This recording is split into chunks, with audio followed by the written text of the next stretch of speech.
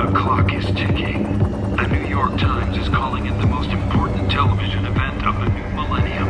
Tomorrow night, the countdown ends. American Hero Story. Minutemen.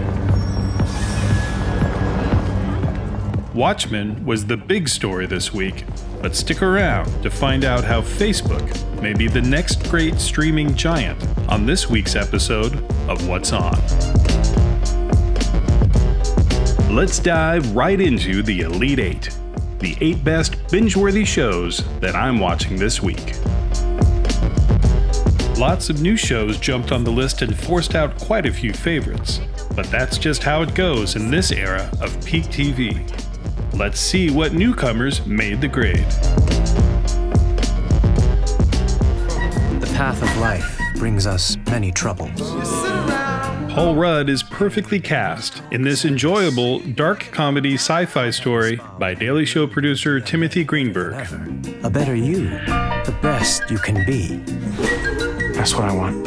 A simple setup quickly turns one Paul Rudd into two, and, well, inevitable comedy ensues. In lesser hands, this would degenerate into predictable territory. But Paul Rudd is so perfectly suited to expressing both downtrodden sullenness and childlike enthusiasm that he carries the show on his Ant-Man-sized shoulders. I hate you! I am you! Hey, turns out you can watch great new shows on Facebook. Who knew?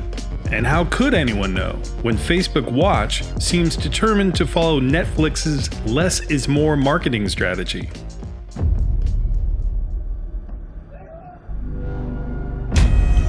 What do you want from me? Anyway, I somehow managed to stumble onto Limetown, and I'm quite glad I did. Jessica Biel stars in this adaptation of the popular podcast that follows a journalist as she unravels the mystery behind the disappearance of over 300 people at a research facility in Tennessee.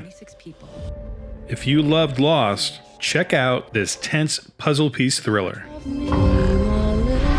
The answers might be there, but that doesn't mean you won't go crazy looking for them. The whole story has to stop, Leah! They're gonna have to kill me first.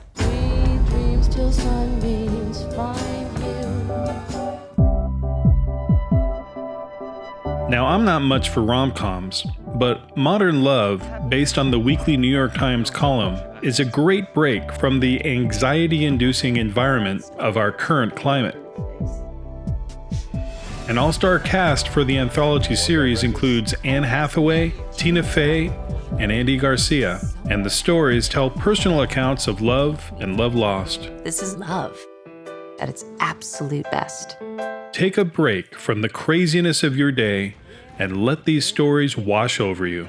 The full story of... Okay, that kinda sounded like a shampoo commercial. Sorry about that. Oh!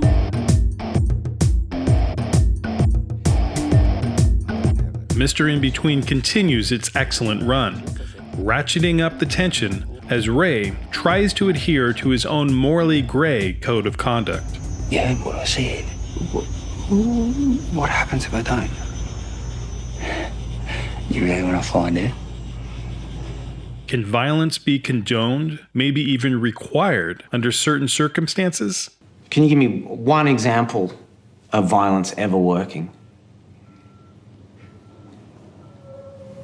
World War II? We'll find out. This past week's episode of Mr. Robot took some time to wind down and focus on grief and trauma, although Elliot wants to have no part of self-reflection. He's too focused on taking down White Rose to fully notice that there may just be another part of his own personality yet to be discovered. The other one.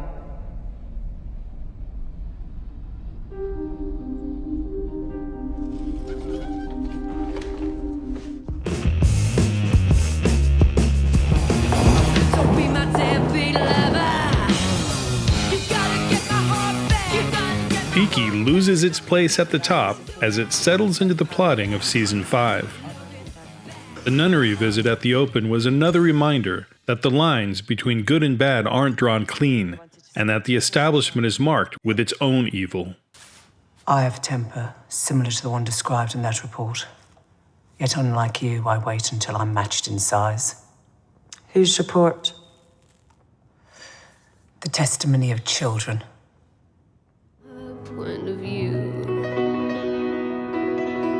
Meanwhile, Arthur's descent into violence, though predictable, was powerfully played and heartbreaking to watch. Don't be afraid of the fool.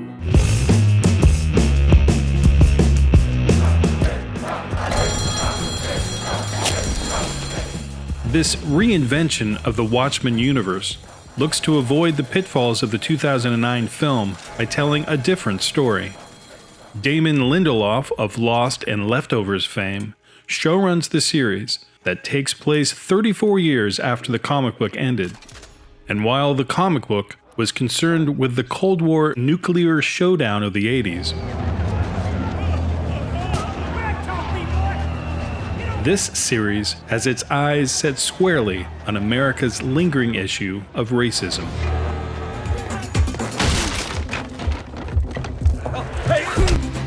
Regina King is fantastic as a kick-ass detective who dons a guise to protect her identity from cop-killing white supremacists who hide behind their own terrifying Rorschach-inspired masks. We are the 7th Cavalry.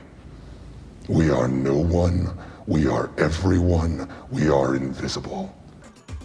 This show looks to be a powerhouse and is all too relevant in today's racially charged times.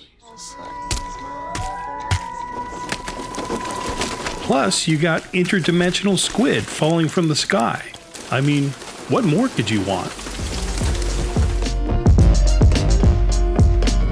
Speaking of powerhouses, Maggie Gyllenhaal has quietly been delivering an Emmy-worthy performance.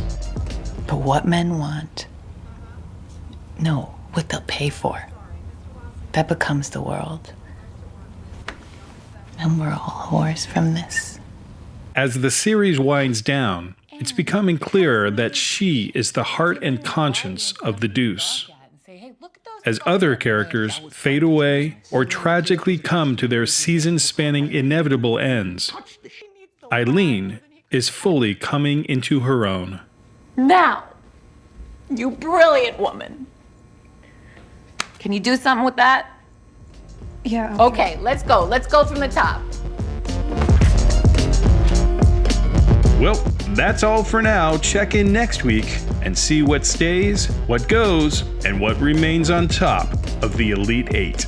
And let me know in the comments below what shows make it to your Elite 8. As always, be sure to hit that subscribe button to catch up on all new videos I'll be posting each week that highlight all the best that Peak TV has to offer.